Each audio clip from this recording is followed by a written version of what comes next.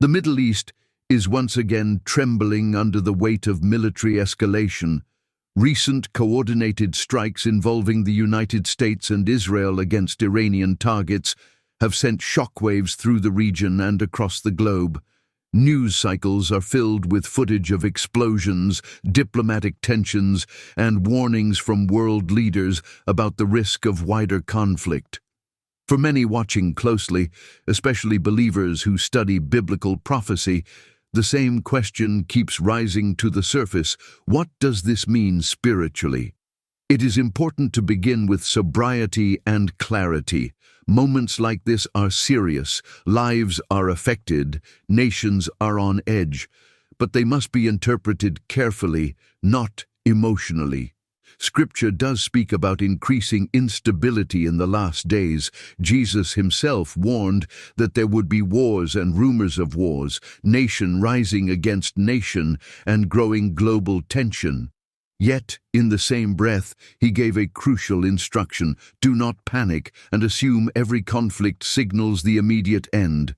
What we are witnessing right now is not proof that a specific prophecy has just been fulfilled in full detail. However, it does fit a broader pattern that the Bible has long described: a world moving toward greater volatility, especially in and around the Middle East, with Israel consistently at the center of global attention. From a purely geopolitical standpoint, Israel is a small nation. Yet, from a prophetic standpoint, its significance has always been disproportionate to its size. For thousands of years, Scripture has indicated that Jerusalem and the surrounding region would remain a focal point of international tension in the latter days. Despite constant predictions that Israel would eventually fade from the center of global affairs, the opposite has occurred repeatedly. Conflicts involving Israel consistently draw in major world powers, reshape diplomatic alliances, and capture worldwide attention. The recent escalation involving Iran intensifies that pattern. Iran has long been one of Israel's most vocal and active regional adversaries, and tensions between these nations have been building for years through proxy conflicts, cyber operations, and strategic threats. What makes the current moment particularly significant is not merely that another military exchange has occurred, but that the scale and coordination suggest a deepening level of confrontation that could reshape regional dynamics. For students of biblical prophecy, Iran often draws attention because of its connection to the ancient region of Persia, which is mentioned in prophetic passages describing future coalitions in the Middle East. It is important to handle this carefully. The Bible does not map modern nation-states in a simplistic one-to-one way, and history has seen many conflicts involving the region that did not directly fulfill end-time scenarios. Responsible discernment requires humility. Not every headline is the final chapter. At the same time, it would be equally unwise to ignore the broader trajectory. Scripture consistently describes a world moving toward increasing instability, rising global tension, and growing focus on Israel. What we are seeing today fits that direction with remarkable consistency.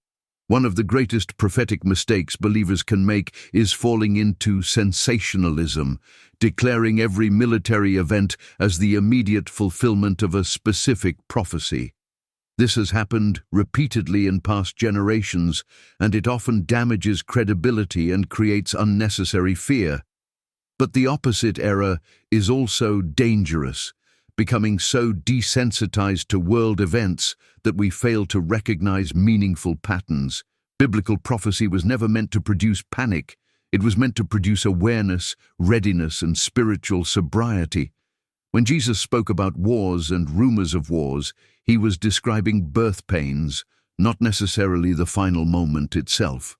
Birth pains are significant not because each contraction is the end, but because they signal that history is moving toward a climactic moment. They increase in frequency and intensity over time. In that light, the current tensions in the Middle East should not necessarily be viewed as the final fulfillment of specific prophetic passages, but they do align with the kind of global environment Scripture said would characterize the season leading up to the end of the age. There is another layer that often gets overlooked. Many people focus exclusively on military developments while missing the deeper spiritual atmosphere that Scripture associates with the last days. The Bible speaks not only of geopolitical conflict, but also of widespread spiritual complacency, moral confusion, and a world increasingly resistant to truth. When you step back and look at the global picture, cultural upheaval, technological acceleration, economic uncertainty, and rising international tension, the convergence is difficult to ignore. Still, wisdom requires balance. Fear-driven prophecy teaching helps no one. Speculation without grounding in Scripture leads to confusion. But quiet, watchful discernment is exactly what Jesus instructed his followers to maintain. The most important question is not whether this specific conflict marks the immediate arrival of the final prophetic events. The more pressing question is whether believers are spiritually awake in a world that is clearly becoming more unstable and more aligned with the general trajectory Scripture described. History shows that major global shifts often unfold gradually and then suddenly. Long periods of tension can appear manageable until a tipping point is reached. The Middle East has always been one of the most sensitive geopolitical fault lines on the planet, and when major powers become directly involved, the stakes rise dramatically. Yet even in moments like this, Scripture repeatedly emphasizes that God remains sovereign over the nations. No military action, alliance, or escalation unfolds outside of his ultimate awareness and authority. For believers, that truth is meant to produce neither panic nor indifference, but steady vigilance. What we are witnessing should prompt reflection rather than reckless prediction. It should stir prayer rather than fear. It should awaken spiritual seriousness rather than casual speculation. Because the real prophetic signal is not merely that conflicts are happening, conflicts have always happened.